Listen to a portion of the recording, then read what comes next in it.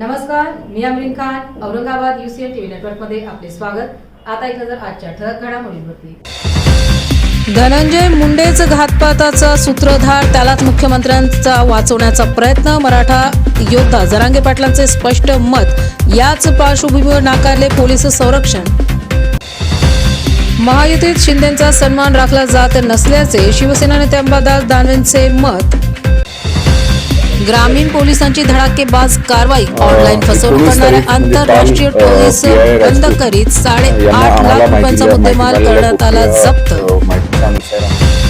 Daulatabad road ते MGM golf मैदानावर मनपाचा हातोडा चालण्यापूर्वीच काही सुजाण नागरिकांनी स्वतःच काढले स्वतःचे अतिक्रमण.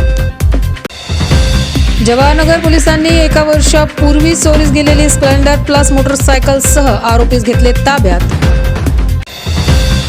नारेगावच्या मनपा शाळेच्या मुख्याध्यापिकेविरोधात पालक पठाण बसले आमरण उपोषणास. भूमिपुत्र संघटनेने जाहीर केला पाठिंबा.